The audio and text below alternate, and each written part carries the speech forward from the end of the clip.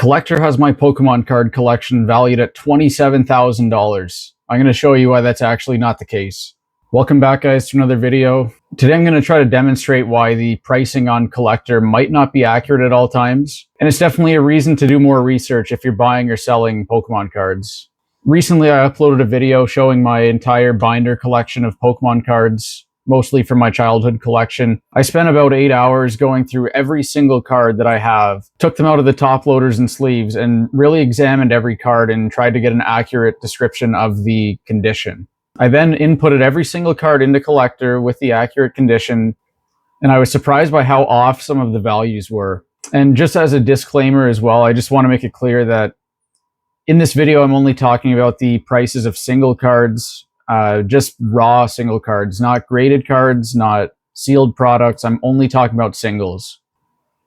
So with that, let's just jump right into it. So right here you can see my portfolio value. They valued my collection at $27,000, which sounds unbelievable. I never would have thought it was worth $27,000, and turns out I was right. It's really not worth that much. So here are my top cards here.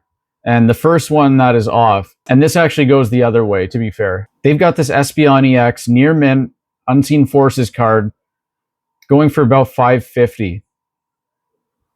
And I tracked down sold listings on eBay from recent days, and we've got a near mint for $1,230. We've got a near mint for $1,700.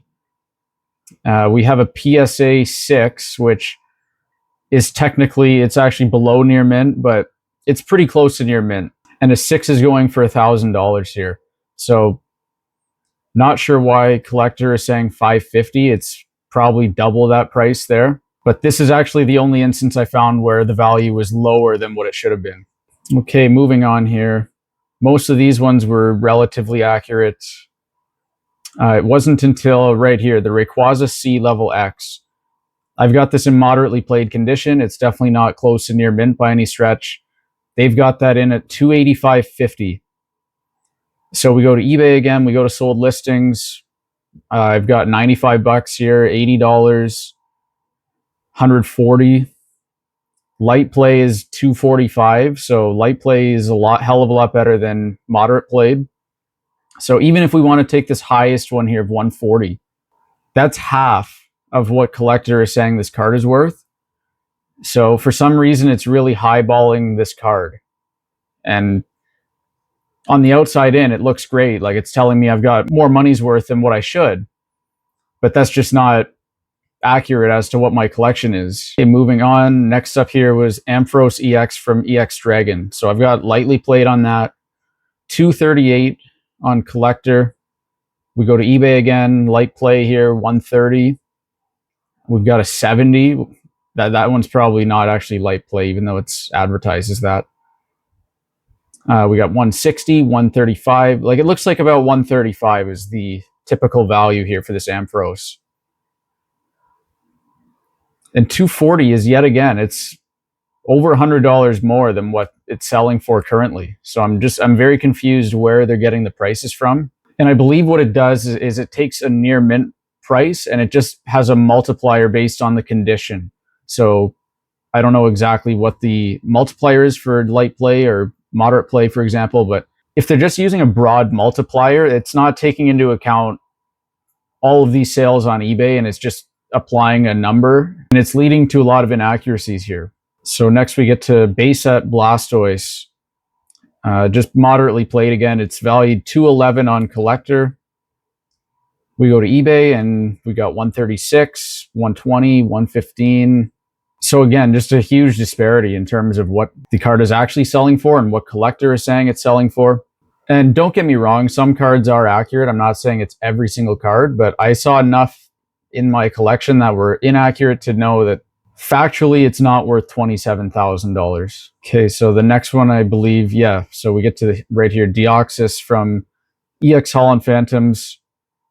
Another moderately played card, and Collectr's got it down as 170. So we go to eBay again, and we've got moderately played for under $30.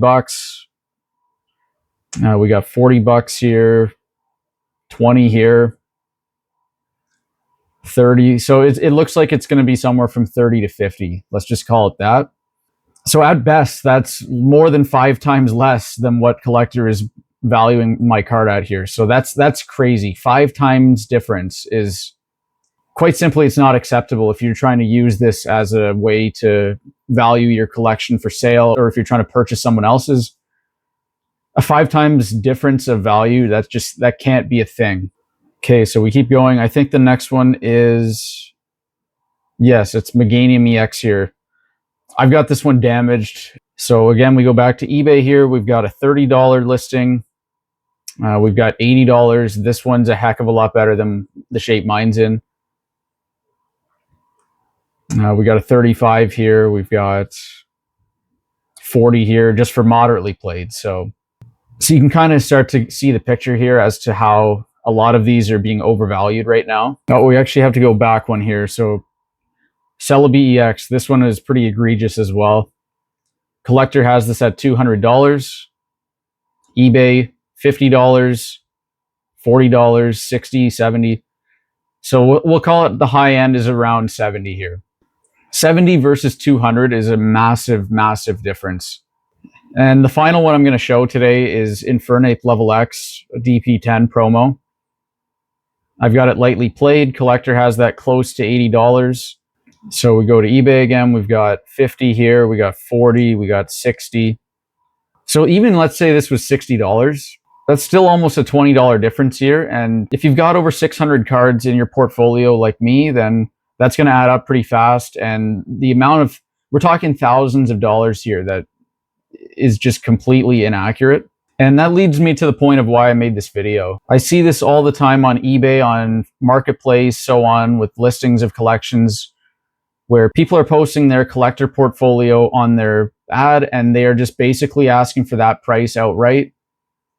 Sometimes they don't even show you the photos of the cards. They're just asking you to trust their Collectr image, but that's another issue here. But even with that aside, if you can see the cards, just do your research, and you're going to have to go through and look up each card individually, because I just don't like seeing people get ripped off. And I'm not even going to necessarily blame the people that are listing their cards based on the Collectr pricing. They're just doing what the app says, more or less. But I do believe if you're trying to sell a product, then the onus is on you to know the value of what you're selling. And so it is also your responsibility to make sure your listing is accurate and fair. And I'll show you an example here of exactly what I'm talking about. So we have a listing here on Marketplace. This guy has his collection listed for $420. And you can see right here, these are all varying conditions of his cards. He's got Porygon Z damaged. That's going for $41 apparently. I don't know if that's accurate or not, but again, this just means you've got to go and research all these cards individually and spend the time adding things up yourself. And just to be clear as well, I don't think Collectr has any nefarious reasoning for the prices being done this way. They're just following a formula that they created, and I just don't think that formula is accurate, at least for cards that are less than near mint. So just based on my own knowledge and after looking at all my own cards, if I had to guess, I would put my collection closer to $15,000. Maybe give or take a couple thousand either way, but $27,000 is just certainly not what my cards are worth. And I just want to spread some awareness that Collectr might not always be accurate, and make sure you do your research and due diligence with anything you buy in this hobby. Know what you're buying and know exactly what it's worth. If Collectr is going to be used as the gold standard for trading value, then I think it has to reevaluate exactly how these numbers are calculated. And hopefully we'll see that from them in the future. So thanks for watching, guys. If you enjoyed this video, then please hit the like button and subscribe to the channel. And hope you guys all have a good one. I'm out of here. Take it easy.